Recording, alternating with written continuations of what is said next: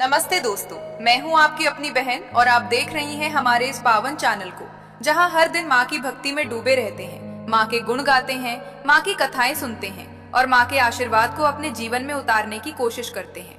दोस्तों, अगर आप पहली बार हमारे चैनल पर आई हैं, तो मैं आपसे हाथ जोड़कर विनती करती हूँ कि नीचे दिए गए सब्सक्राइब बटन को अभी दबा दीजिए, क्योंकि जो माँ की भक्ति में लीन रहती हैं, जो माँ के नाम का जप करती हैं, जो माँ की कथाएं सुनती और सुनाती हैं, उन पर माँ की असीम कृपा हमेशा बनी रहती है।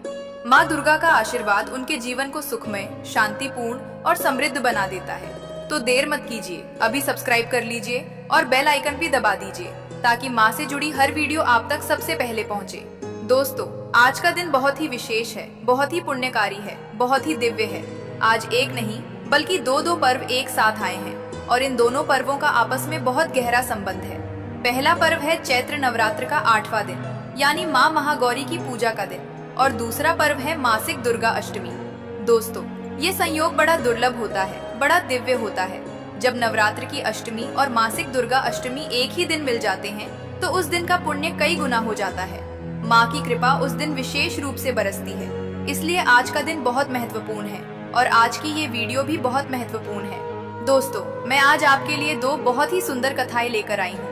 पहले मैं आपको माँ महागौरी की कथा सुनाऊंगी, जो बहुत ही प्रेरणादायक है, बहुत ही अद्भुत है, और उसके बाद मैं आपको मासिक दुर्गा अष्टमी की कथा सुनाऊंगी, जो बहुत ही चमत्कारी है, बहुत ही भक्ति से भरी हुई है।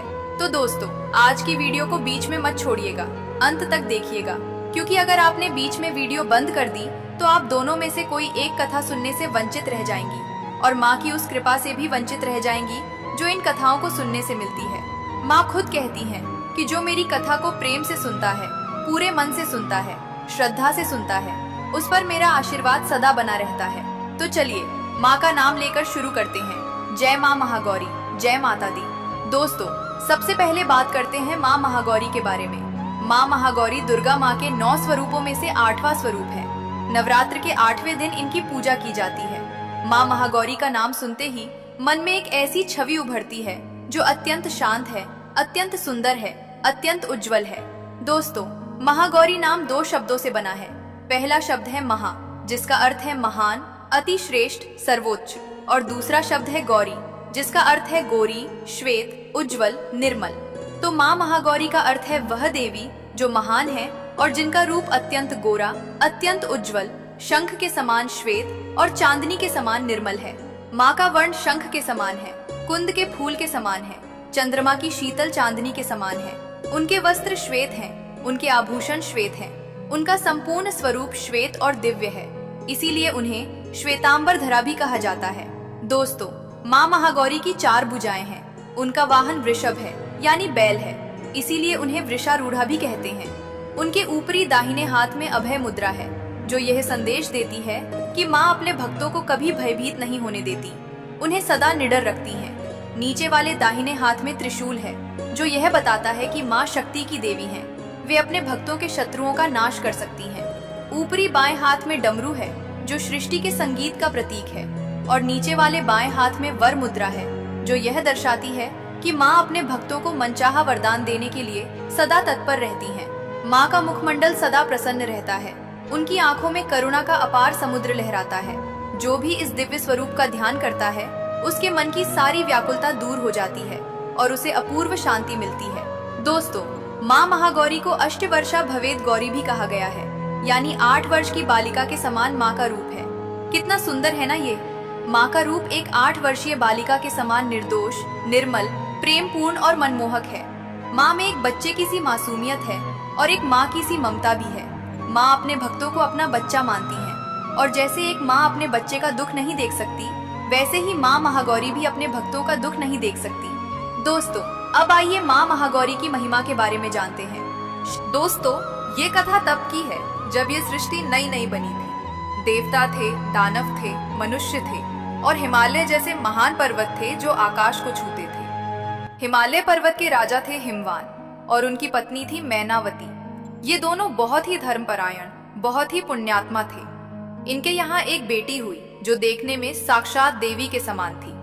उसकी आंखें इतनी सुंदर थीं, उसका मुखमंडल इतना दिव्य था, उसकी मुस्कान इतनी मनमोहक थी कि पूरे हिमालय पर्वत में उसके जन्म की खुशी मनाई गई। हिमवान ने उस बच्ची का नाम रखा पार्वती। पार्वती नाम इसलिए क्योंकि वे पर्वतराज हिमवान की पुत्री थी। माँ मैनावती ने उस बच्ची को बड़े ही प्रेम से पाला। दोस्तों, पार्वती जी जैसे जैसे बड़ी होती गईं, उनमें एक विशेष गुण निखरता गया। वे बचपन से ही भगवान शिव की परम भक्त थीं। बचपन में जब दूसरे बच्चे खेलते थे तो पार्वती जी मिट्टी से शिवलिंग बनाकर उनकी पूजा करती थीं। जब दूसरी लड़कियां गुड्डे गुड़ियों से खेलती थीं, तब पार्वती जी भगवान शिव के नाम का जप करती थीं। उनके मन में बचपन से ही ये दृढ़ निश्चय था कि वे भगवान शिव को ही अपना पति बनाएंगी, भगवान शिव को ही अपना स्वामी मानेंगी और भगवान शिव की ही सेवा करेंगी। जैसे जैसे पार्वती जी बड़ी होती गईं, उनके मन में ये इच्छा और प्रबल होती गई।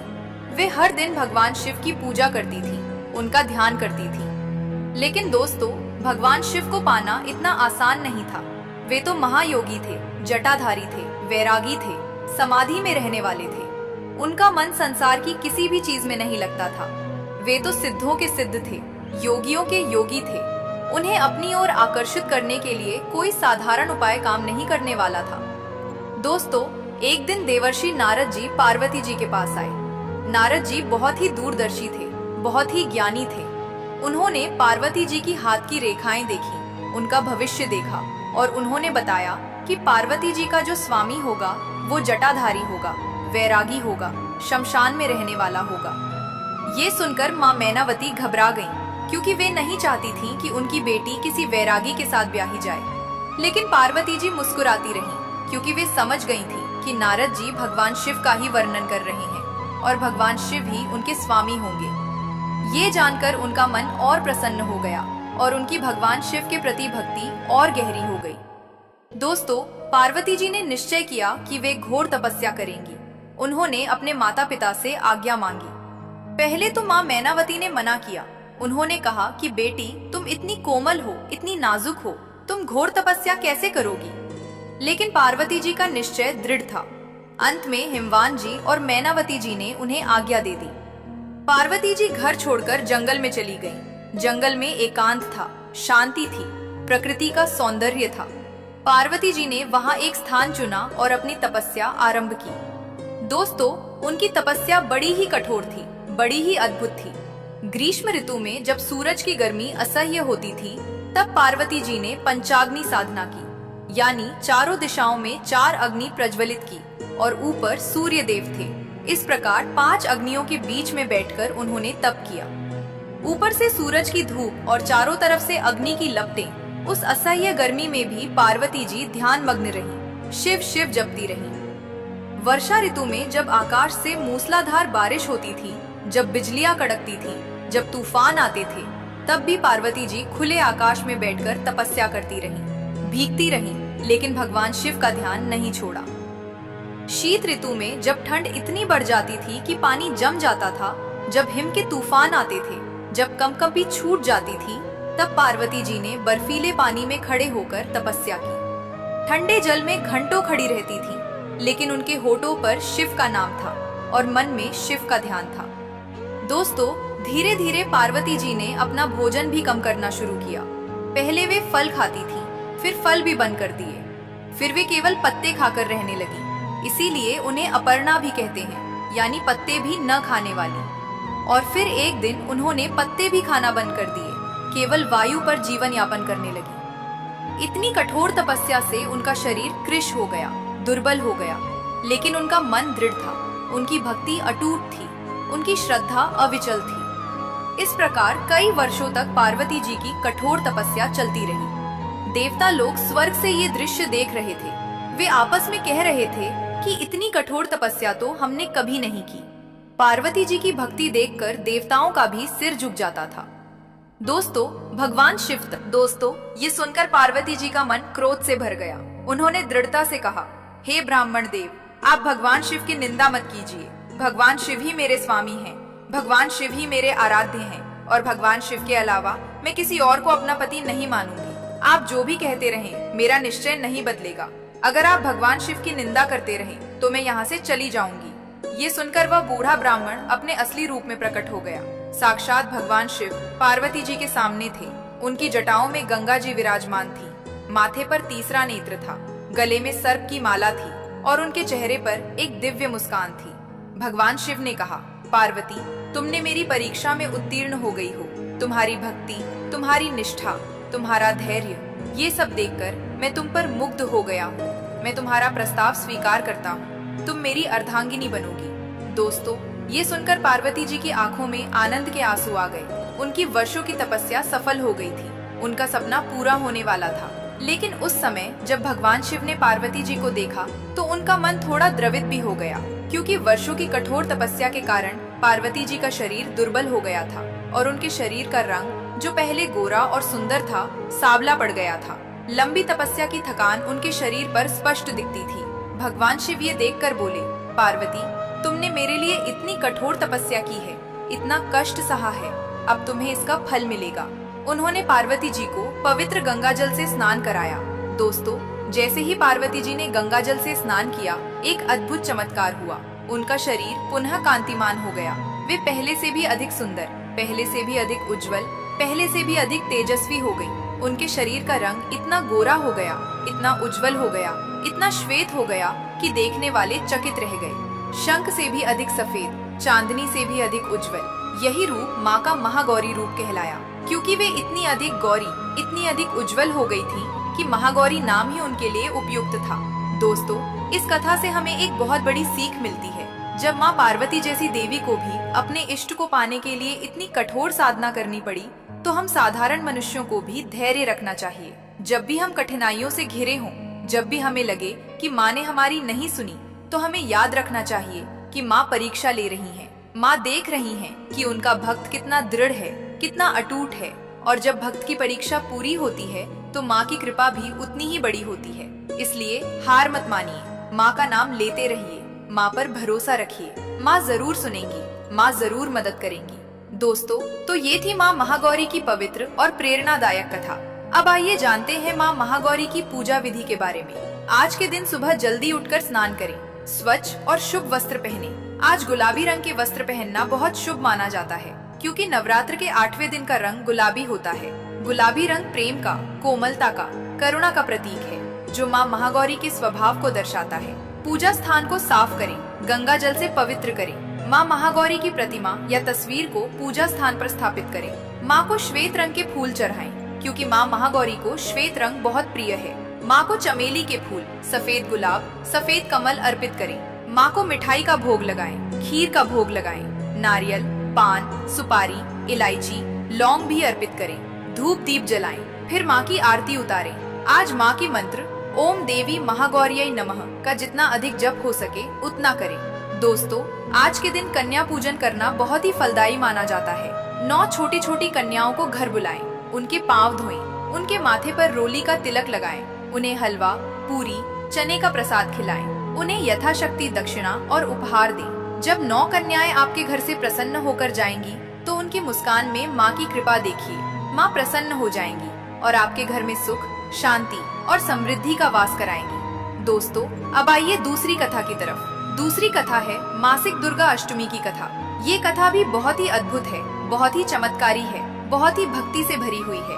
इस कथा को भी ध्यान से सुनिए। दोस्तों, मासिक दुर्गा अष्टमी की कथा सुनाने से पहले मैं आपको बताती हूँ कि मासिक दुर्गा अष्टमी क्या होती है और इसका क्या महत्व है। दोस्तों, हर महीने में 2 पक्ष होते, तो साहूकार की पत्नी और भी अधिक माँ की पूजा करने लगी।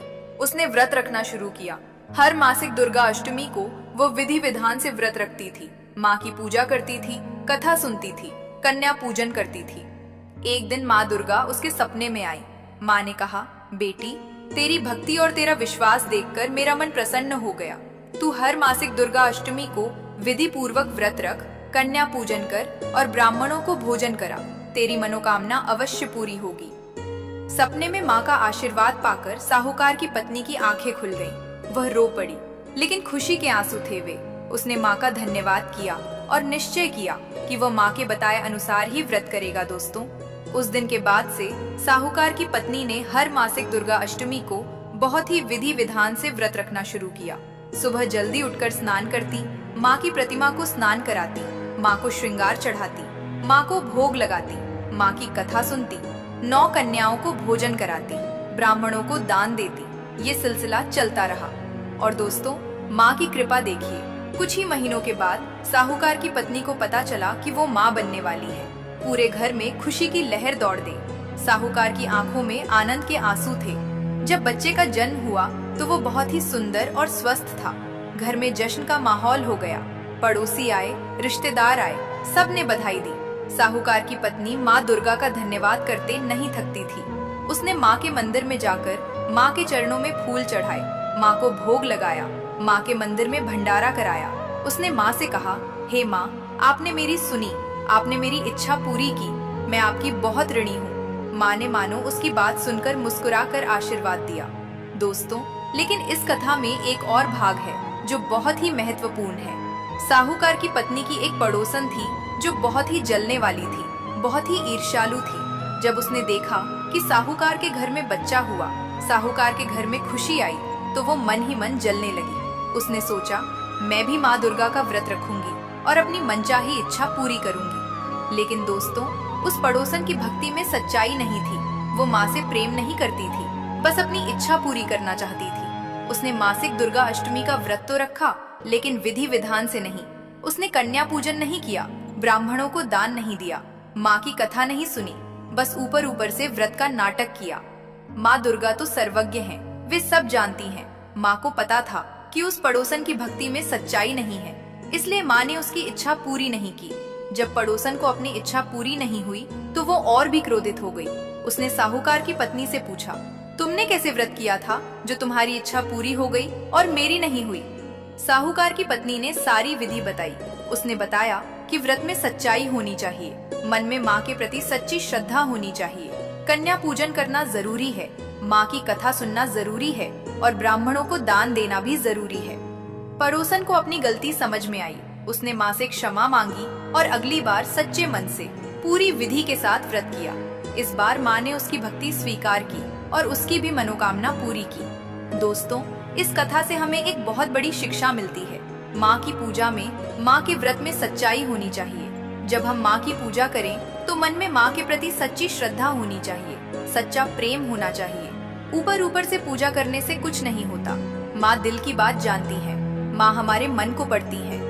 जब हम सच्चे मन से माँ को पुकारते हैं तो माँ जरूर सुनती है और जरूर अपना आशीर्वाद देती है। दोस्तों, एक और बहुत पुरानी कथा मासिक दुर्गा अष्टमी से जुड़ी हुई है। ये कथा एक निर्धन ब्राह्मण की है। एक गांव में एक ब्राह्मण रहता था। वो बहुत ही विद्वान था, बहुत ही धर्मपरायण था, लेकिन बहुत ही गरीब था। उसके घर में अक्सर खाने पीने की कमी हो जाती थी। उसकी पत्नी माँ दुर्गा की परम भक्त थी। वो हर मासिक दुर्गा अष्टमी को व्रत रखती थी, लेकिन गरीबी के कारण माँ को भोग नहीं लगा पाती थी, कन्याओं को भोजन नहीं करा पाती थी। एक बार मासिक दुर्गा अष्टमी का दिन आया। ब्राह्मण की पत्नी ने व्रत रखा, माँ की मिट्टी की प्रतिमा बनाई, उस पर जो थोड़ा सा सिंदूर था वो लगाया, 2 फूल चढ़ाए जो उसने पड़ोस के बगीचे से मांगे थे और एक दिया जलाया। उसके पास माँ को चढ़ाने के लिए और कुछ नहीं था। घर में आटा इतना कम था कि बस 1 रोटी बन सकती थी। उसने वो 1 रोटी भी माँ को भोग लगाने के लिए अलग रख दी। दोस्तों, इस कथा से ये सीख मिलती है कि माँ की पूजा में धन की नहीं, भावना की जरूरत है। माँ भाव की भूखी है, माँ प्रेम की भूखी है।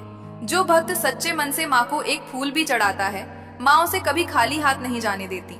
इसलिए अगर कभी आपको लगे कि आपके पास माँ को चढ़ाने के लिए कुछ नहीं है, तो अपना मन माँ को अर्पित कर दीजिए। बस इतना ही काफी है, माँ सब देती है। दोस्तों, मासिक दुर्गा अष्टमी के दिन व्रत कैसे रखना चाहिए ये भी जान लीजिए। इस दिन सुबह जल्दी उठकर स्नान करें, स्वच्छ वस्त्र पहने, व्रत का संकल्प लें, माँ दुर्गा की पूजा करें, उन्हें फूल, फल, मिठाई अर्पित करें। दिन भर माँ का नाम जपती रहें। शाम को माँ की आरती करें, कथा सुनें। इसके बाद व्रत खोलें। जो व्रत नहीं रख सकती वे भी माँ की पूजा कर सकती हैं और इस दिन का फल पा सकती हैं। इस दिन ब्राह्मणों को भोजन कराना और कन्या पूजन करना बहुत शुभ माना जाता है। इस दिन दान करना बहुत पुण्यकारी है। दोस्तों, मासिक दुर्गा अष्टमी के दिन माँ दुर्गा के इस मंत्र का जप करना बहुत ही फलदायी होता है। ओम दुन दुर्गाये नमः। इस मंत्र का जप जितना अधिक हो सके उतना करें। इसके अलावा दुर्गा चालीसा का पाठ करें, दुर्गा सप्तशती का पाठ करें। माँ की इन स्तुतियों को पढ़ने और सुनने से माँ की विशेष कृपा प्राप्त होती है। दोस्तों, आज के इस दिन के बारे में एक और महत्वपूर्ण बात बताती हूँ। आज के दिन माँ को लाल चुनरी चढ़ाना बहुत शुभ होता है। अगर आपने अभी तक माँ को चुनरी नहीं चढ़ाई है तो आज चढ़ाएं। माँ को लाल रंग बहुत प्रिय है। लाल रंग शक्ति का प्रतीक है। ऊर्जा का प्रतीक है।